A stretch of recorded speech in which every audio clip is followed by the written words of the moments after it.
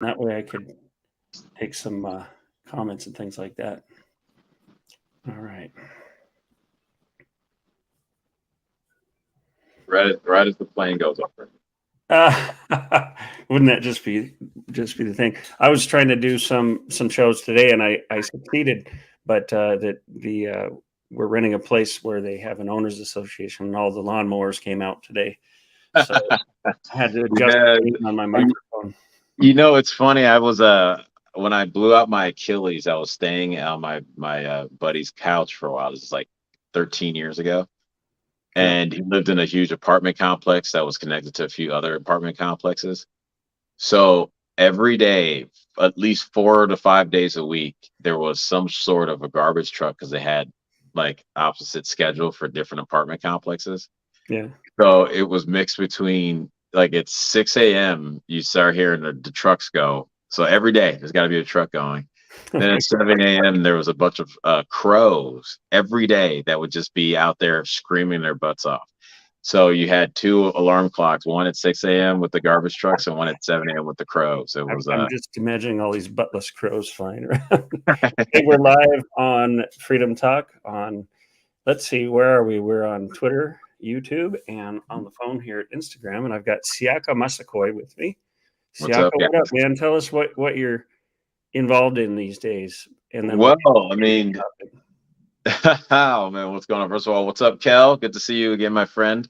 What's going on right now? Well, last time we talked, I was getting ready for the fact that they had just taken away the ability to present my oral argument with my case against the FBI.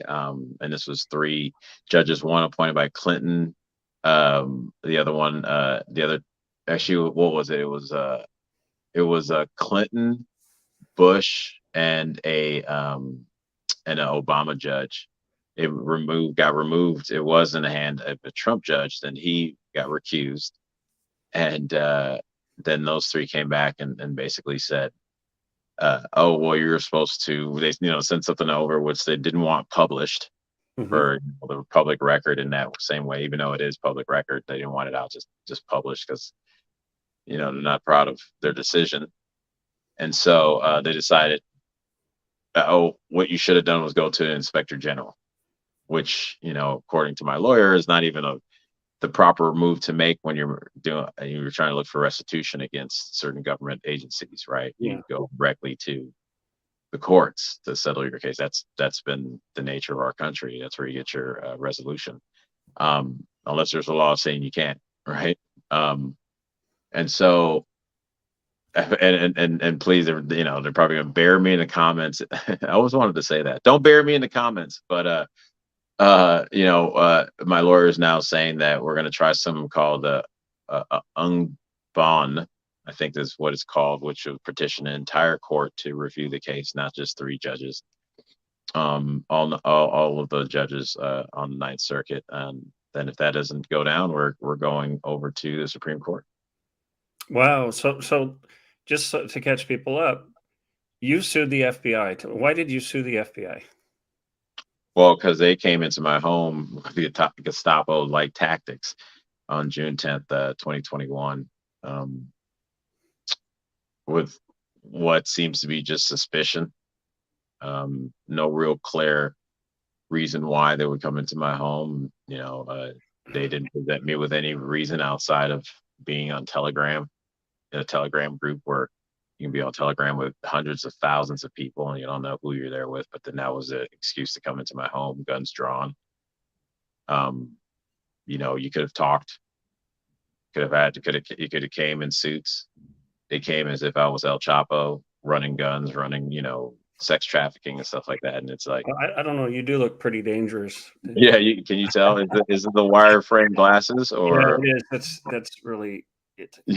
So it's those things that in that I just knew it was wrong. And so we start moving forward, thinking like, okay, what can you do? Because I think a lot of times people we believe the government's so big, there's nothing we can do. And look, things don't justice isn't swift. It takes some time to get there. So even to the chance of before they rescinded the initial setting to be able to get an or argument.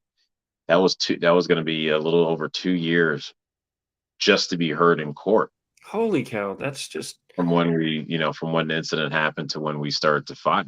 no. This So, seems unconstitutional to me because we have a right to a swift trial, don't we? well, part of it had to do with Unswift. on the well, I know, right? In the lower courts, it wasn't because it was slow. In the lower courts, what happens, and this is something that I learned, and people can learn when you're, I guess, going up against the government or any big entity. Before you even get a chance to be seen in court, most of it is filing and refiling, right? Filing to dismiss, filing to remove this thing, filing to rescind the dismissal, filing to, this, that, and the other. And then you're in the hands of a judge that if you don't, at the end of the day, if you never get a chance to be seen in person, they're just going to go off of where they sit, and you hope that they sit on the side of the Constitution.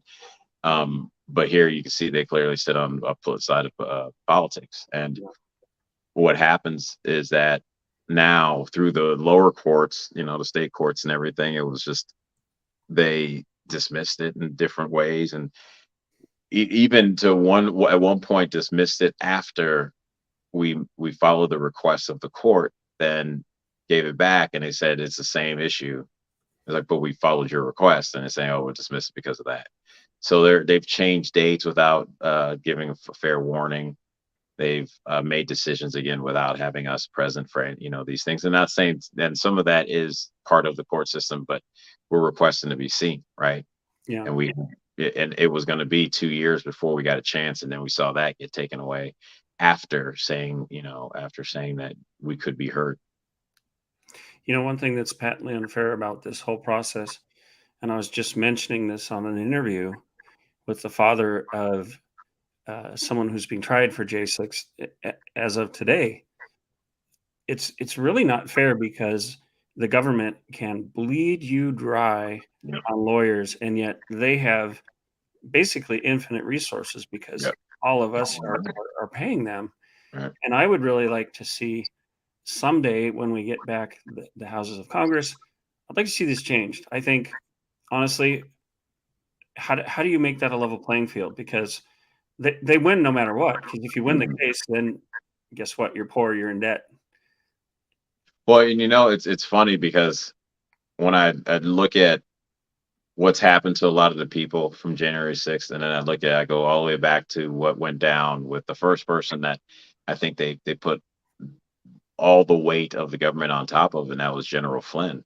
And you saw from Chase rescinding his accounts to them, having to declare bankruptcy, to having the house sold, going after his son. It's like there's the way we've set up our system now is that people are so intertwined that then who controls those strings can really pull, and it's funny. I was actually talking to a friend of mine earlier today about Revelation, and we happened to go to Jack Hibbs' church over the weekend. They were talking Oh wow, about, yeah. talking about he was hitting his third part of his 3-part series called The Days of Deception, DAZE, as in confused. Oh yeah. Within Revelation, he was pointing out how to talk about the mark, right, 666, and how there will be a beast. They would create a beast to be able to identify those that have it and those that don't. You won't be able to basically move in commerce Yeah. without this mark. And it had me thinking, I'm like, wow, that's facial recognition with AI, and that's social credit score that's going on in China. Yeah. So the beast is created.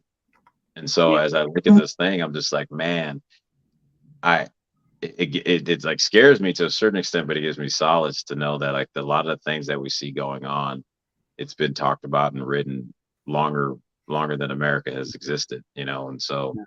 what can you do to fight about it? You can, you want to make sure you try to get Teflon your community, with your city councils, your school boards, because those are going to be the strongest thing you can do, because the government is huge. It's a huge beast. It's an entity that wants to live. Like, we have to be aware of that. The bigger that it's gotten, it wants to get bigger. It doesn't want to get smaller by its nature. So, Yeah. lean on the Lord.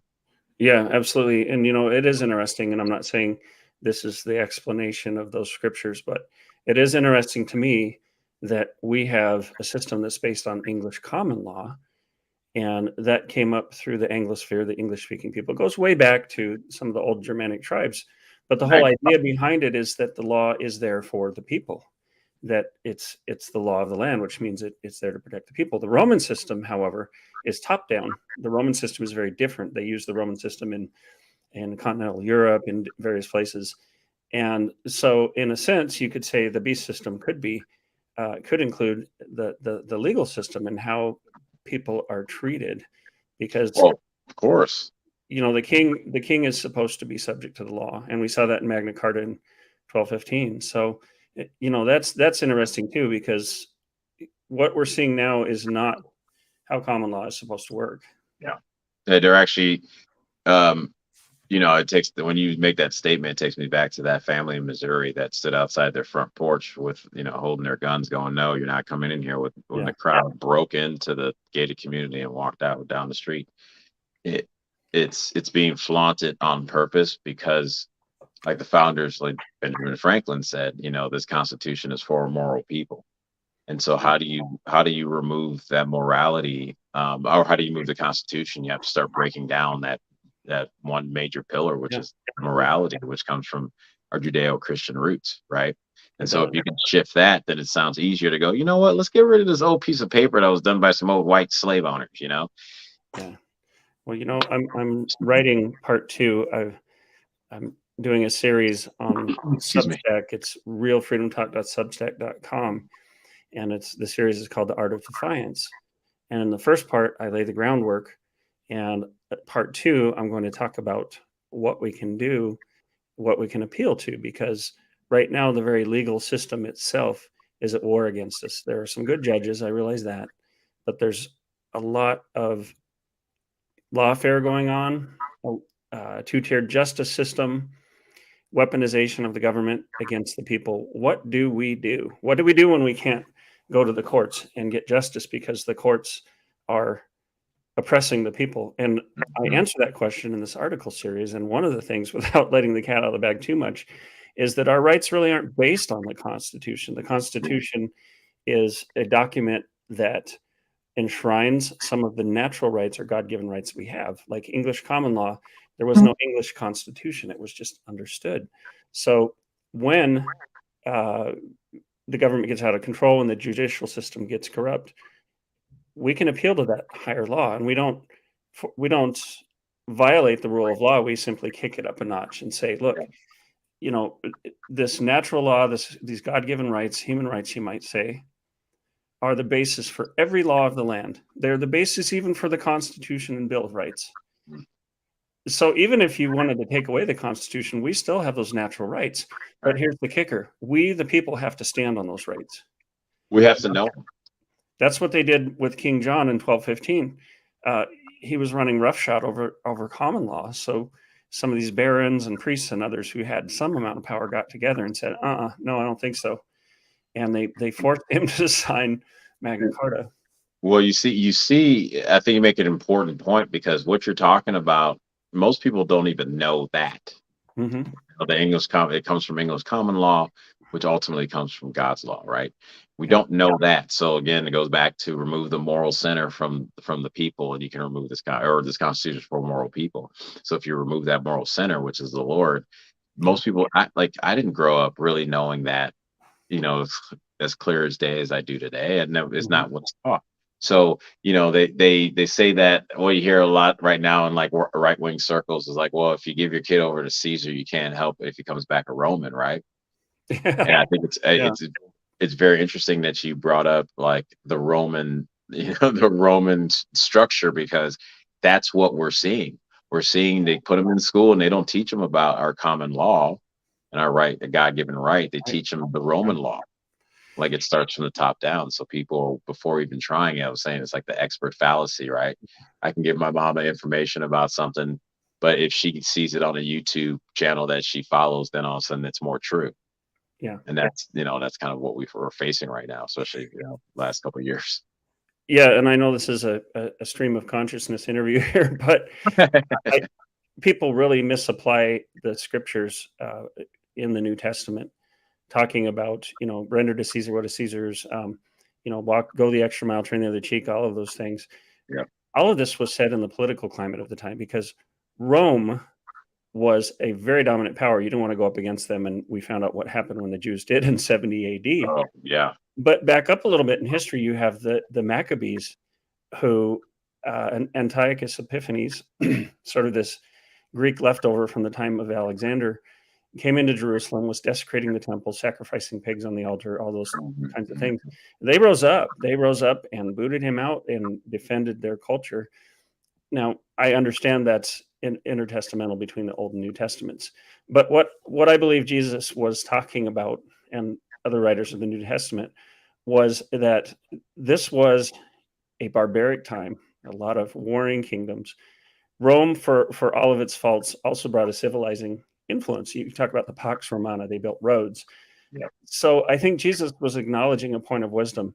Look, you're not going to fight against this big empire, and even if you do, everything's going to degrade into chaos. So it's kind of I don't know, lesser of evils. But it doesn't mean we never stand up. It doesn't mean that we don't do like Bonhoeffer did and stand up to these evil authorities. And sometimes, unfortunately, Christians use this as an excuse for apathy or doing nothing, sitting back. Mm-hmm. For saying, well, my faith is over here and the rest of the world is over there, and that, and it's not like I've started to say, people would ask me, are you worried about this or are you worried about that? And it gets down, whether the government's going to do one thing or another, and it gets down to evil is going to evil, right? So if we can stand in the gap in any way that our skill sets give us, then I think it's important that we do it, because that's the call of God perhaps for for us to do. So if we're able to get that point across, I was saying it to my friend today when we're talking about Revelation. I was like, look, what the win looks like is being obedient, not necessarily getting across and celebrating that touchdown. If you look at Moses, he didn't get over to the other side. He was stuck. He didn't make it to the promised land, but he did all that stuff before, right? That everyone goes, well, isn't my reward right here and now? And I know it can be hard to understand, but just as much as he loves us, and you can have that you can have that solace in the fact that he loves us. Yeah. You have that solace that doing the duty is the win. And when we can start to remove ourselves from that, and this is something that I learned from acting, actually, now when I think about it, once I start to remove wanting the results in a sense of, oh, well, do you like me? Do you like my performance? And just do the work. The other promises, right? The gifts, if you will, they came with them, right? You book more work and you start to do more jobs on television and film and stuff like that. But it only started when I let go of the results angle of it. And this is what the Bible teaches us over and over. Just do your duty. Yeah. And ask for him for help, because it can be tough. Yeah, for sure. Well, obviously we put God first. Prayer is absolutely necessary. But it's interesting to me. We're going to have a fathering seminar. I think I've told you a little bit about this. Yeah. We're just launching it now. It's a 6-part series for fathers. There's a bit of a cost to it. I think a really good price. But one of the guests we're going to have is Eric Metaxas. So I'm hosting this with John Amonchukwu. I think you know John. Oh yeah, John's the homie. Yeah, I like John. Yeah. For those of you watching, if you've seen this black preacher, very fiery, big dude. Think about it. The school boards. Yeah, tight end or defensive tackle, big, like it's real. Yeah, and he's got that like Southern Baptist voice. He's very emphatic. But a few of his videos have gone viral. In fact, the most recent one, he gets escorted out by, I think it looked like the sheriffs. But John will go to these school board meetings and he'll read these profane books that they're putting in front of the kids, and then inevitably the school board gets pearl clutching, and he makes a point of like, well, if I can't read this here, what are you doing putting this in front of our kids? But it's like, this is not appropriate, sir. Yeah. So John and I are going to co-host this fathering seminar. I asked him to be part of that with me, we've got Eric Metaxas, we've got Victor Marks, Yeah, my love buddy, Victor. my buddy Sheriff Mark Lamb, and then we believe that General Flynn's going to be a part of that. He just has to see if he's got a space open. I hope he will. If not, we'll have someone else, and very likely someone I met at Reawaken America in Vegas. Gosh, Yeah, Dave Scarlett from His Glory Ministries. They want to be a part of it too. So that's cool. if you want to check into it, go to realfreedomtalk.com. Just look for the seminar menu item. And then, Siaka, this is something you could do. And anybody who's, maybe an influencer or has a business or something, you can also become an affiliate. You can just go on that same website, realfreedomtalk.com, say become an affiliate. And then as you share the message, we'll give you a unique link and a QR code, and we'll put it on all the materials that you can send out, social media, graphic, even a video. We're putting together an awesome video. And you can help spread the word and make a little money for that. But Siaka, I haven't seen anything of this kind out there. We're bringing some very wise, experienced people to help fathers, and of course, moms can watch it, parents. But what I was getting at is Eric Metaxas is a part of this, and he wrote this great book called "Letter to the American Churches." Have you read that one? I haven't read it yet, but I've heard him speak on it. He's come to the church multiple times. Yeah. I think we have it actually. Yeah, the wife and I have it. I got to read it. I wore my highlighter out on that book because it's just fantastic. It's like basically every page is important. I kind of need. I should have not highlighted the things that I wanted. Important. Yeah, just highlight everything except for. Yeah, but he talks a lot about the duty of the church to be active, the duty of the church to fight against evil. And he brings in Dietrich Bonhoeffer. I believe he mentioned Sophie Scholl and the White Rose. And he also touches on these churches that during these lockdowns just folded. They possibly were more concerned about their 501c3 status than they were about spreading the gospel or about providing a sane refuge for people. And I don't know about you, Siaka, but how do you feel about these churches that did that? I've heard a lot of people say, yeah, I'm not going to one of those places. It's kind of a litmus test for them. Well, it's funny because I wasn't going to church before I met my wife, actually. So I wasn't going consistently. And in 2020, with my homie, one of my best friends, we went to Godspeak to stand in solidarity with him, because it's like, at this point, I've been a believer in God. I wasn't fully into Jesus yet. But it was one of those things that it was like, well, this country's founded on God. I have pastoral remnants in my family. Those my grandfather was, my great grandfather wanted to make Liberia like a Christian haven of Africa. So when I started looking at my history and seeing what this country is established on, it's like, well, I got to go at least stand up and help them. And it's the same. I still have the Bible today that I've got from that church in 2020. And that's what I'm using to read. My wife and I reread the Bible together, and we use this book, that I got at that church. And when I met her, she wasn't even living close by there, but she started driving there because her church shut down. And so when I met her, she goes, "Hey, you want to go to church with me?" I go to this church called Godspeak. And I was like, "Oh, I remember that church."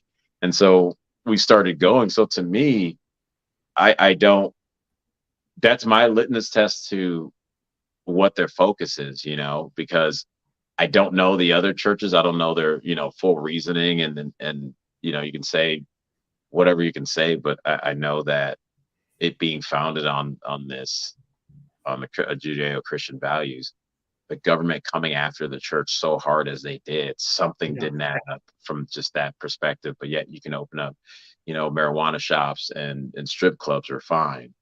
Liquor stores were fine, but churches weren't. It was, to me, the way, it's kind of like how they push the big C, right? They're like pushing it so hard, it's harder for me to believe. And so just how they're pushing this, well, the infection spread around the world. Oh yeah. I don't want to. Yeah, I'm trying to your video. Yeah. Okay. Yeah. Thank you. I was like, cancer. Yes, What? no, not that one. They've already I've been. been working hard today. I'm a little slow. Yeah, no, I feel you. But Yeah, yeah. they pushed Yeah, go so ahead. hard that it was like they pushed so hard against the churches, it became like there's there has to be truth there, because usually what I've seen them push, especially for over the last, like, since Trump was elected, was such a high level of lies that I go, well, something's wrong there again. Then you go further down the history of that, what's wrong, and you find out what they're really attacking. Yeah, and it's crazy because I see these so-called churches that are pushing these agendas, a warped sexuality, um, a certain kind of flag. I watched a video the other day where this so-called pastor, he had this shawl and it was all rainbow colored, and he was saying, Yeah, I've seen that. "You see that one?" He said, You're not followers of Christ. You are God's. All You right, are Christ." yeah. Like You have that what? insight. He's like a little goatee, and he's like, "You Yeah, have he that." may have. Yeah, Yeah, yeah, and it's like he's like, "No, you don't want to be." And I'm not saying this for any other reason. Like, this just his delivery.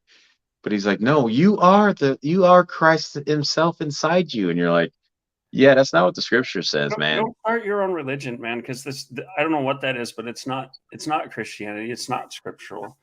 Well, And that's what they say, right? And that goes back to, we talked about Revelation earlier. It said the deception that will be yeah, brought. yeah, Jesus even said before Revelation, he says there will be deceivers that will come in my name.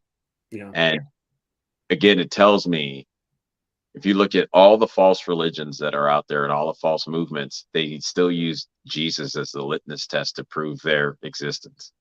yeah, He's not real because of this. He's not the son of God because of this. Like, out, there's a few that just kind of stand on their own. But here in the West, the secular religion that's going around, and a few others, like, they have to use Jesus as a barometer to whether it's true or not, when they don't even get it. And that again tells me something must be going on over here that is so true that you have to go, well, no, we're more true than this one because it oppressed people and they were fine with slavery. And it's like, well, did you read it? That's not what it says. Because I know yeah, I know the arguments, of the secular world, because I used to defend it. I used to be screaming against Christians with it. yeah. Now I sit back because I'm now starting to read it and go, oh, I didn't know what I was talking about before. Yeah, it's so easy to judge the present by the past, and Yeah. I think something people need to keep in mind is that thousands of years ago in the Middle East, things were pretty brutal, Oh yeah. and mankind had fallen so far, and God couldn't just bring people out of that all at once. It had to be in stages. That's why we have the Old Covenant and the New Covenant. Yeah. So slavery was unfortunately entrenched so deeply that people just considered it the norm. So what the Old Testament did in the Pentateuch was gave rules that you don't abuse your slaves, that Of you course. they have human rights. And man, that was a huge step for them, because if you were a slave, you were expendable. You were, you Your know, property. your property. Yeah. So it, and it's the same with the founding of this country. People criticize the founders because they didn't just suddenly abolish slavery. There are so many quotes from founding fathers who abhorred it, uh, others who said, we got to do something to get rid of this, but they realized this is going to have to be a work in progress. There's just a Well, lot of. and I don't know if you know, John Adams Mhm. had an intern. John Adams wrote a lot about the sins of slavery and wanted to get rid of it.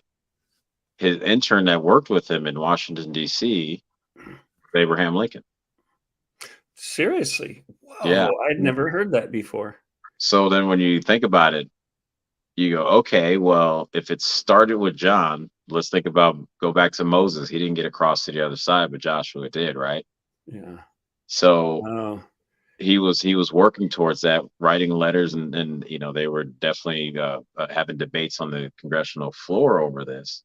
So much so that it influenced one of his aides, one of his interns, who then ended up being the one to actually lead the way on this. wow. So Wow. so when we, like you said, it's easy to judge the past, especially when you don't know it. And the things that we start to learn now, we see that, like, you talk about the brutality of the Middle East back then. It's like the brutality of what was going on, just to reconcile with the sin of slavery in the Yeah. world. I believe we look around, no other country has shed blood for that. And Yeah, yeah, it's true, and it gave the lives of hundreds of thousands of yeah, the flower in the flower of their youth. and we know for a fact, every religion across the world and has come and gone, blood is important. Everyone. Blood is never not important. Yeah, And as Christians, the Lord died for us and gave his blood to wash our complete sins. yeah, So we're the only country to actually have yeah, blood on the ground because of this. To me, it tells me, wow, that gave more than just writing a legend than the stroke of a pen.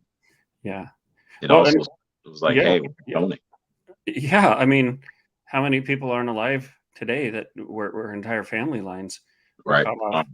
I want to That say did- though, I have a degree in theology, so I'm going to throw a big term out there: exegesis. This is actually yeah, good exegesis of the Bible, which it kind of means you've done your homework, yeah, you've looked at the scriptures and drawn a conclusion from that, rather than having a conclusion and going in.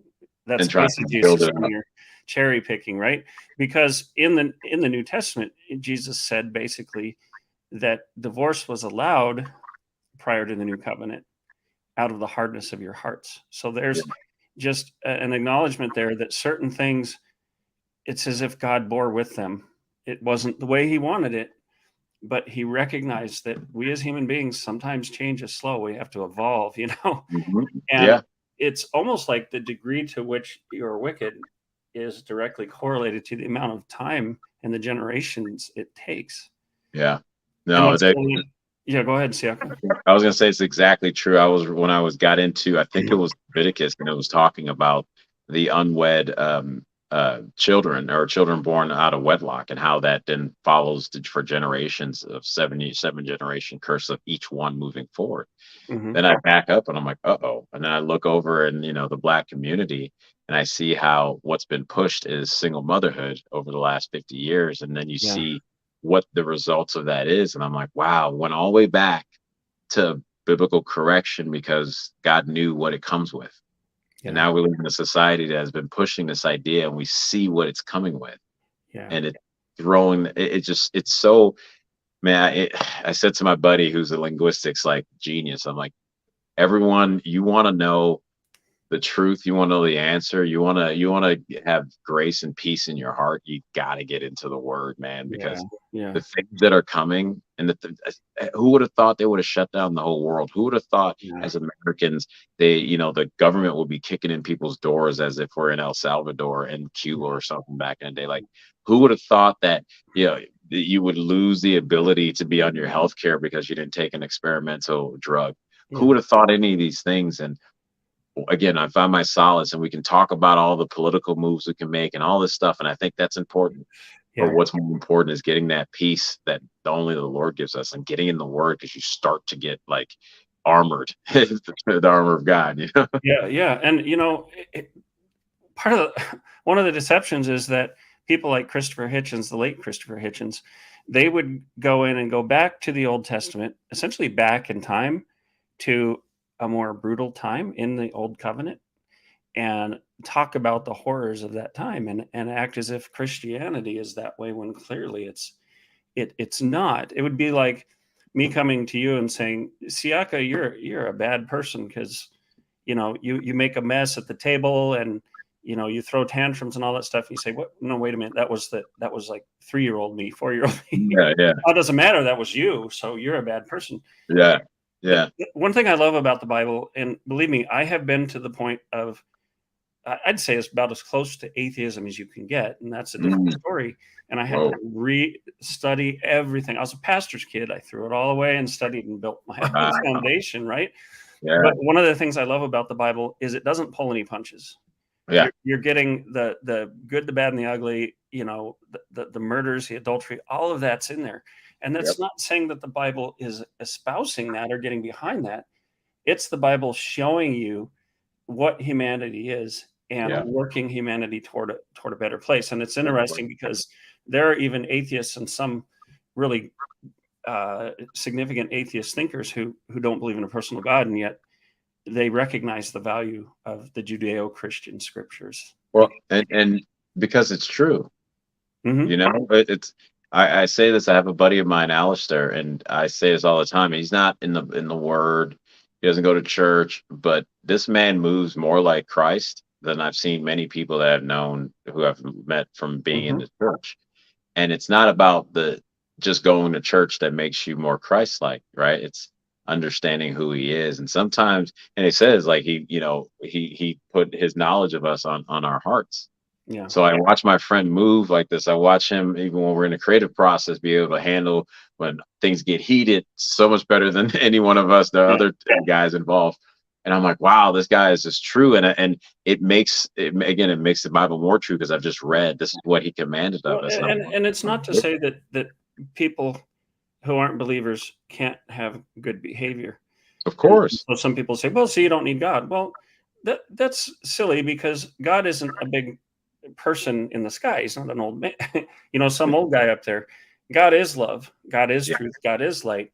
So you're kind of like, a rechargeable flashlight out there. You can shine your own light a while, but you need to tap into the You, source. you know what I kind of see it like too. It's like a kid who's really athletic and just naturally good at fighting, right? Yeah. He's going to win a bunch of matches just because he's good at it naturally.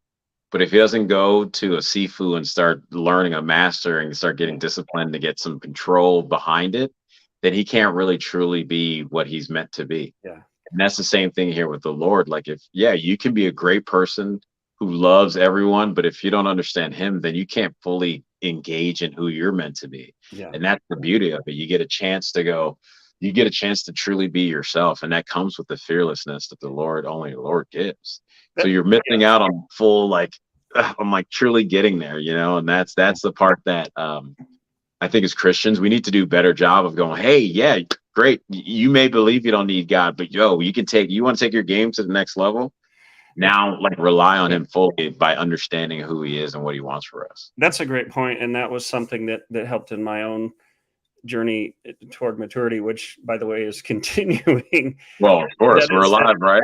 you say, "Well, look at these people who are in the church. There's this person that they have that checkered past." It's like a lot of times the people who are called are the people who need it. Like the scripture says, God calls the weak and foolish of the world. Like the people who are good in and of themselves, not many of them are called. Like the uh, prodigal son. what's that? It's like the prodigal son. It's such a Yes. celebration to Yeah. come back because what people don't get, and that's why we have to go back to the understanding that this is a spiritual battle. The Mhm. darkness that is pulling at you and that can hold you back, hold you down, stop you from moving forward. Yeah. What that comes with at the end of the day, because everything's about compromise. Yeah. What that comes with is so much more pain and sadness and unimaginable horror that we don't want that, and it seems like simple nothingness right now, but Mm. it tells us it's going to be accountable because he's ultimate good and Yeah. there's ultimate evil. There's things in between that we may not think is a big deal, but at the end of the day, we're trying to get to this ultimate good, and by having at least the faith that he is the one and Mhm. only true God, it Yeah. gives our fallen nature a chance to do what we can't do by ourselves. Yeah. It takes away that guilt of, hey, man, I wasn't gonna do this thing again, go out and spend money at the racetrack again. I messed up. Lord, help me, so that you didn't do it and then I mess up and then now you're just going, I'm the worst person in the world. Why? Because I had set a standard for myself I didn't I Yeah. didn't adhere to. It's like you have the Lord's help, man. Yeah. If you learn to do that, he'll get you through those moments. It took me a long time to understand the book of Job. And I have to say, the Mhm. first time I ever ran across inspiring philosophy with Michael Jones, if you haven't, I'll hook you up with inspiring philosophy if you Yeah. haven't seen it. And I've had Michael on the show a couple times. I've had him as an in-person guest back when we had a coffee shop. And Job was, by all accounts, perfect in a Perfect. way, but he had to come to understand that as perfect as we might think we are, we're missing something. We're not. And maybe I'll post a link to that video about Job. I think it's fantastic. And why? I want to know, why would you want to be the source of your own goodness but without the ultimate source of goodness? And I think that's a good analogy to say, like, my kid could learn to play the violin and could get really good at it, but they could be so much better if they trained under a master. I think that's a pretty Right. good analogy. Well, and one of the beautiful things too that Job teaches us is that even with all the things that came, Job never turned away. Right? He Mm, had the perfect life, mhm.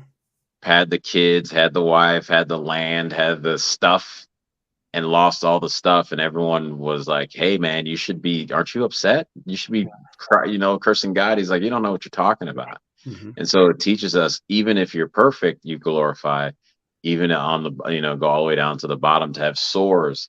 And I'll tell you guys this, and hopefully my wife, maybe she'll see this, but she was attacked right before we got married.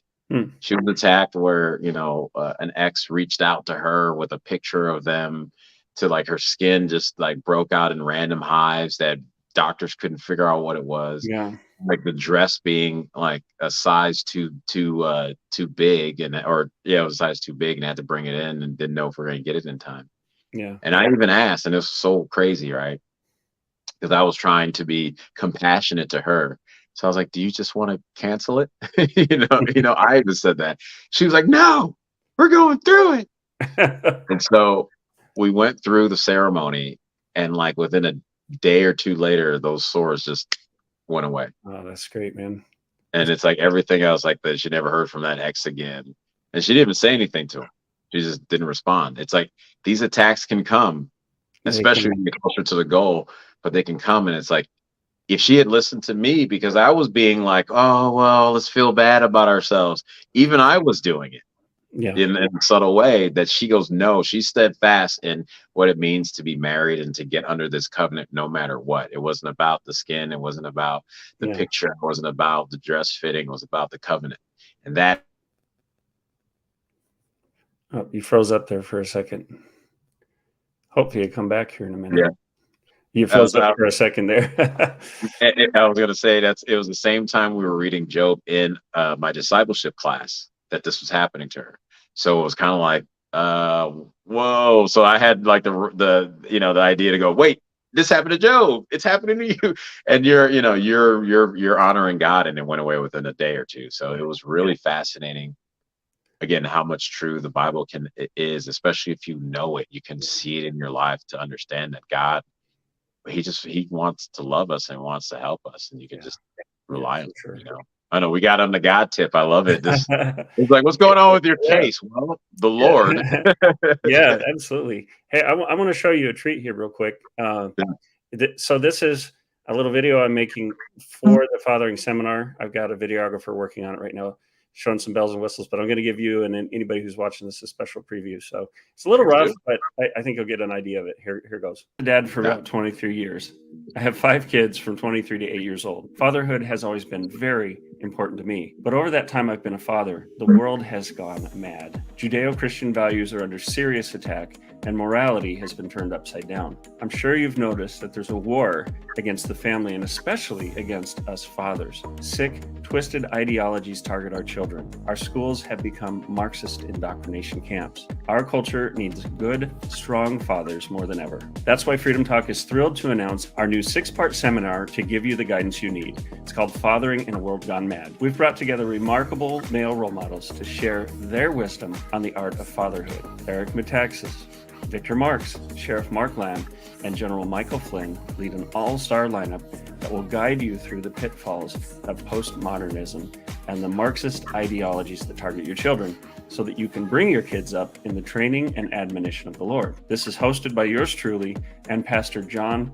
Amonchukwu. Plus, you get a free digital copy of my book, Guidebook for a Son, a study guide, and opportunities to ask your most pressing questions and get the help and support you need. Every dad needs a guidebook, and I've got one for you. I think you're really going to enjoy it. To register, just go to realfreedomtalk.com. That's realfreedomtalk.com and click on the Fathering Seminar tab. You can purchase access right now and watch the series on your timeline beginning September 15th, 2023. We hope to see you there. Oh, wow. From the moment the doctor placed you in my arms, I cried, giving glory to God. The passion I feel inside, emotions I couldn't hide. The look in your mom's eye, it was so beautiful, I ain't gon' lie. And such a still, quiet moment, set our hearts on fire. That's the epitome of purpose, blessing to cover curses. Hope in all of my searches, if I could die for you, be certain. Every drop I bleed is worth it. This moment is so perfect, so real, so cherished. I'm healed, soul nourished, no place I wouldn't go, nothing I wouldn't do. You shall call her Azariah, I've given this name to you, cause it means that God helps. And I knew that was so true as I sang this song to you. Always forever, closer together. I will be with you, I will do for you. Always forever, closer together. I will be with you, I will do for you. You're a big girl now, how fast the clock goes round. But when I see your face, like the whole world slows down. Little song sharing from my friend DVS 7.0 there. That was great. That was fantastic. Oh, that's so sweet. Well, thanks for letting me run that by you. I'm pretty excited about it. We have a great videographer. He's going to put some B-roll in there and different things. And I've asked Kill Will Champlin if he'd like to do a song. I'm reaching out to Bryson Gray and some others and seeing if they want to be a part. But man, this thing's going to snowball, and I'm super excited about it. Give the date again. What date is it? Well, it's not going to be like a live event. I'm going to do all the sessions, the interviews. We're going to put them online, and you can basically purchase access to them, and we can have some like group packages, Nice. churches and schools and that kind of thing. However, it's not just the seminars. It's also going to be some outreach. So I'm going to put together, make sure we support study groups. That we have Q&A, and already, my gosh, I've had so many notable people that want to be a part of this. Stephen Davis, MAGA Hulk, is totally into it, and I don't know if you've met Anthony Watson yet, former Olympian. He's a new Turning Point USA contributor. So, and in fact, Anthony doesn't have kids, and he's like, I want to be a part of it and talk about preparing to be a father. So. Yeah. It's going to be great. It's going to be great. Steven's about to be one. Yeah, I believe he has. I forget how many. But I think he has a daughter. Yeah, but yeah, they're getting ready. Stephen and Daisy are getting ready to have their first child together. So there you go. Yeah, bless them. Yeah, no, that's so awesome. That's so cool. Well, definitely. Well, I want to be able to check out the seminar because, I'm about to be a dad, so we got to make sure that gets. What you were. Yeah. Oh, exclusive. Oh man. Yeah. So congratulations. Thank you.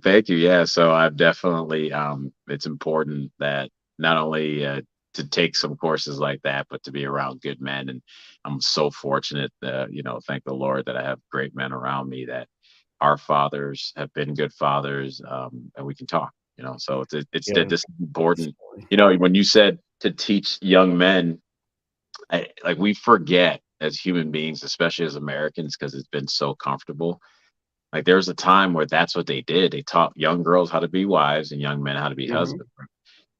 That's what they do. They actually did that where they, back in, I want to say it was like 10, 15 years ago in China, they had European men come over and teach these men how to like engage, or they engage in Japan. Sorry, because in Japan, they were just so like not engaging with each other, and their population, their birth rate is on the toilet right now.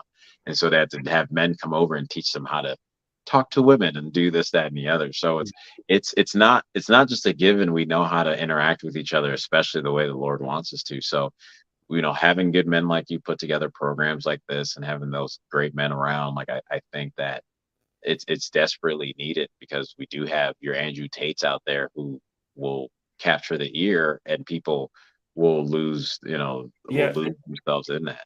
All right, everybody, stop watching Andrew Tate. Watch people like Siaka, like me. Watch role models like these people who are going to do this fathering seminar.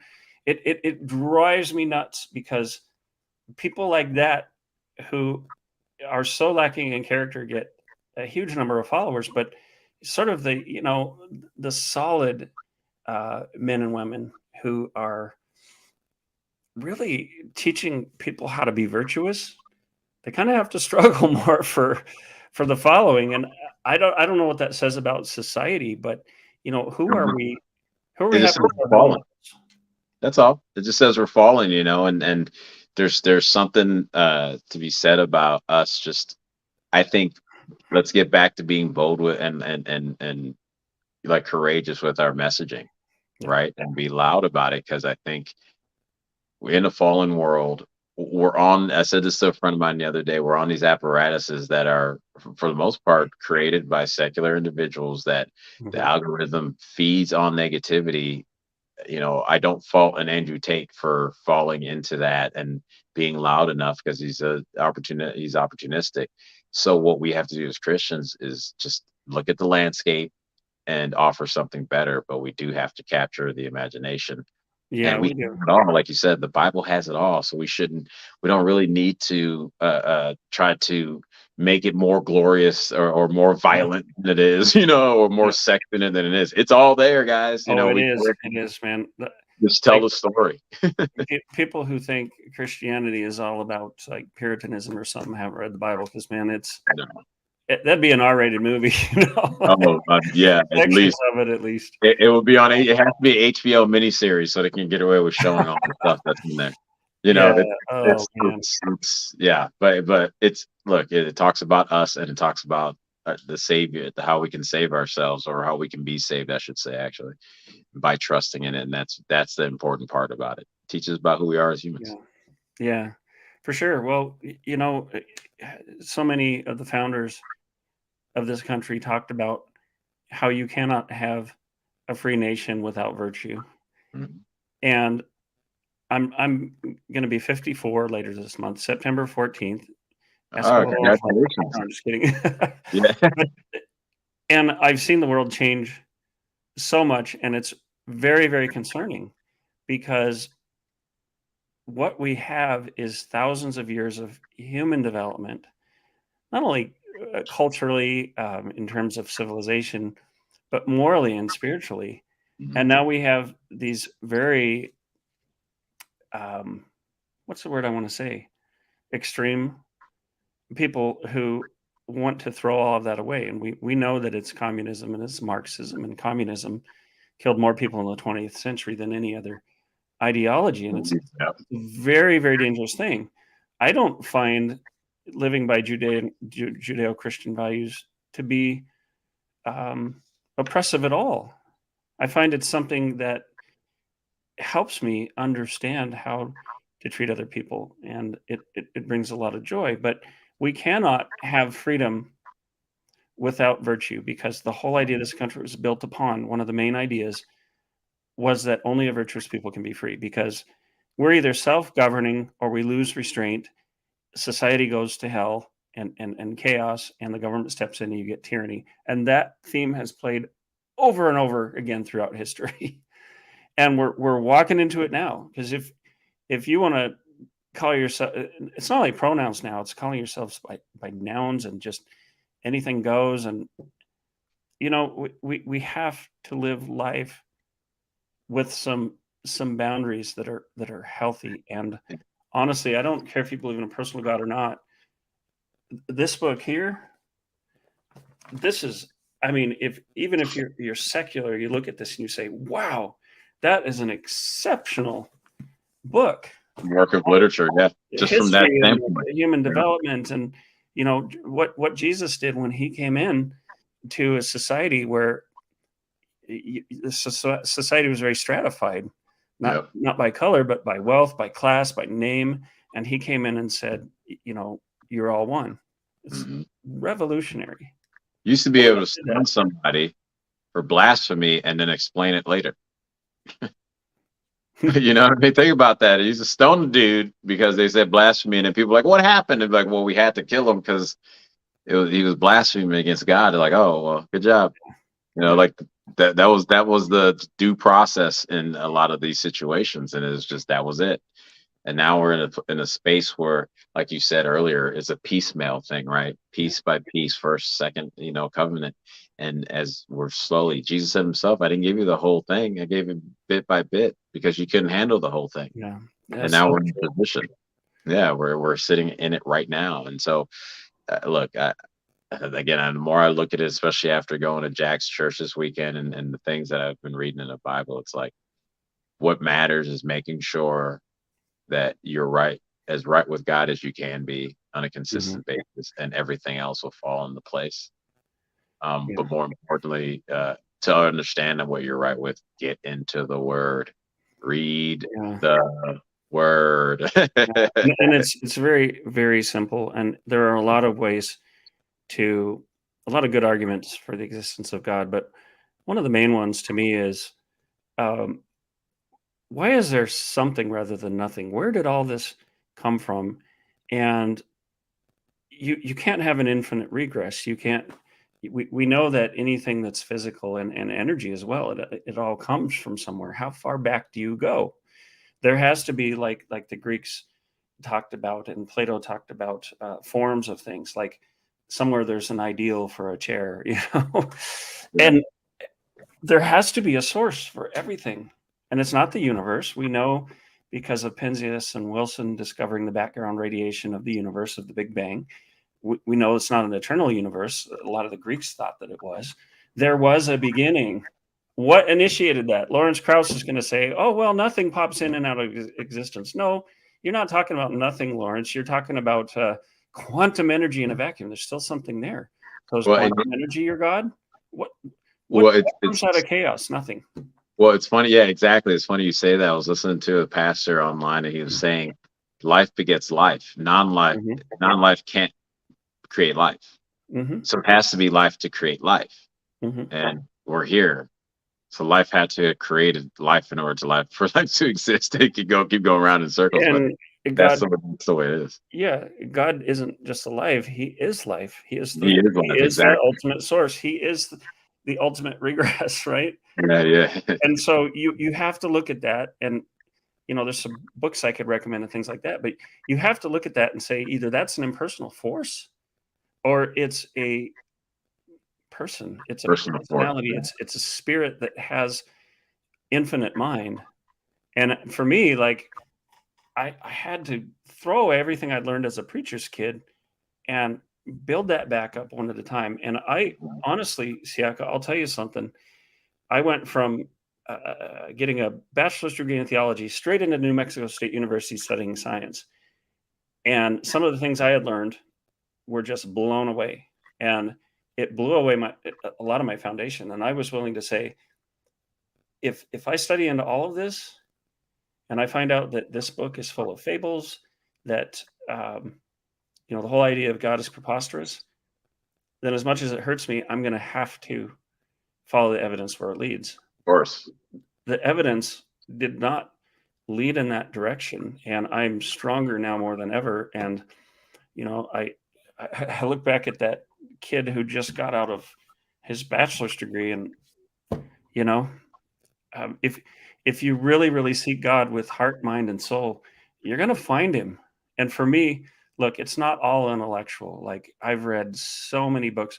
I've literally written with Roy Varghese, who wrote a book called it says there is no God, and the no is crossed out, and it says A. Uh, He interviewed Anthony Flew, who was the world's foremost atheist for over 50 years. This is a man who debated C.S. Lewis. I wrote and corresponded with uh, Roy Abraham Varghese, and that's the depth of my study. I wrote a piece with Gerald Schroeder, who was also influential on mhm. Anthony Flew. So I did my homework, but still, it's not all left brain. It's not all proof. Ultimately, it is a relationship, and Yep. faith is not blind belief. Faith is believing because you've seen something in action, and it's not Mhm. just intellectual proof.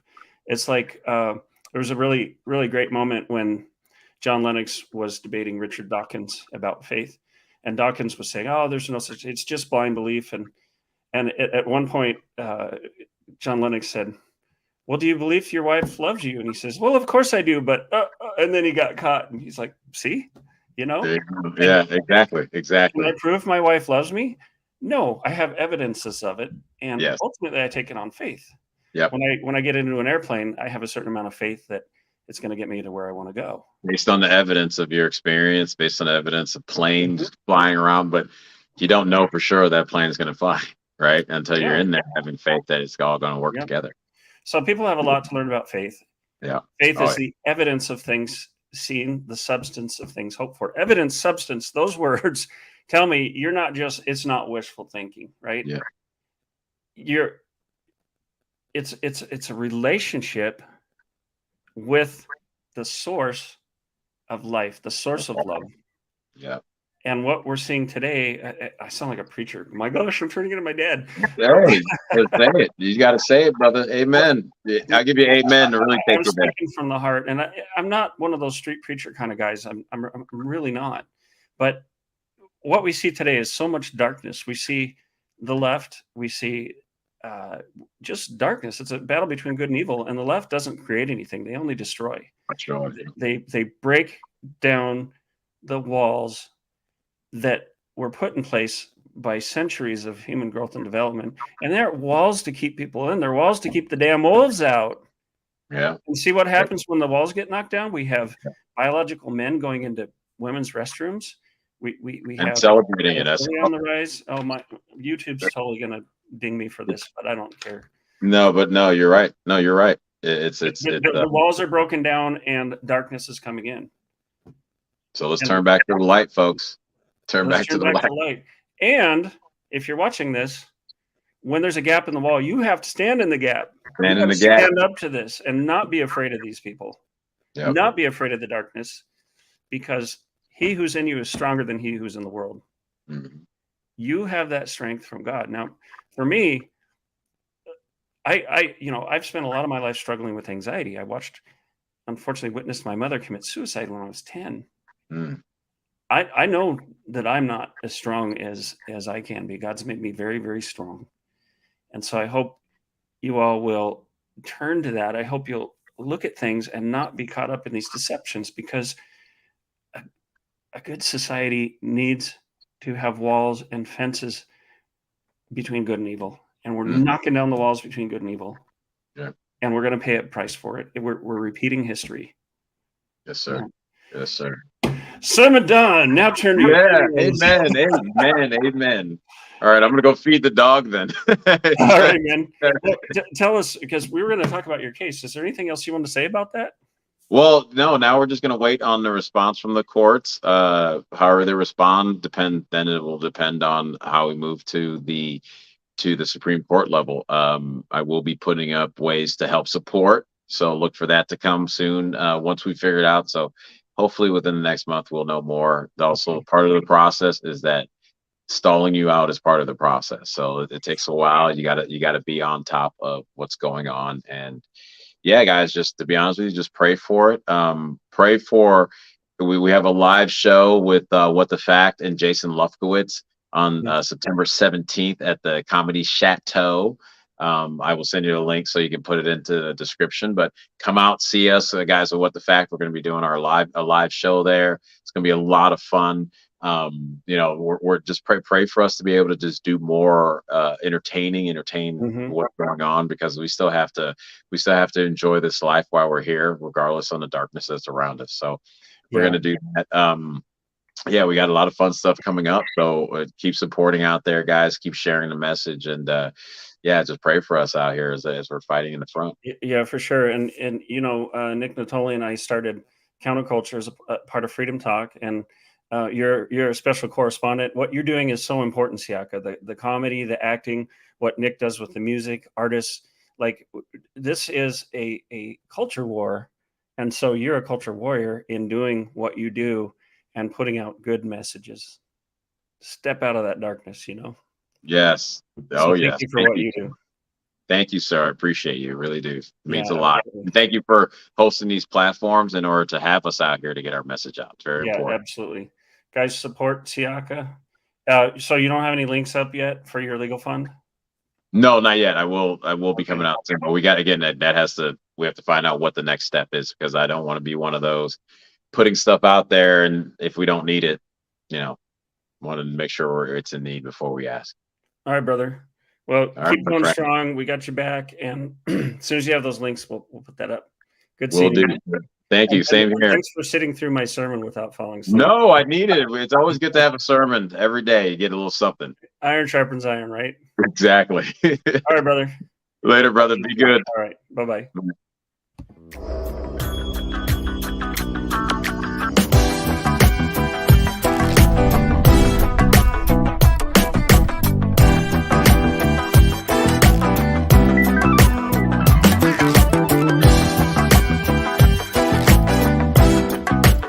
Hey everybody, you can get your news from a lot of sources, but only Freedom Talk teaches you how to think like a patriot. We don't just tell you what's going on, we examine current events in the clarifying light of our founding principles, our history, literature, and Judeo-Christian values. You can watch Freedom Talk show on demand at realfreedomtalk.com and Spreely.tv. You can also search for Freedom Talk on your favorite podcast provider. We upload new episodes every Thursday and Friday. You can take a deeper dive with engaging articles that you can read or listen to at realfreedomtalk.substack.com.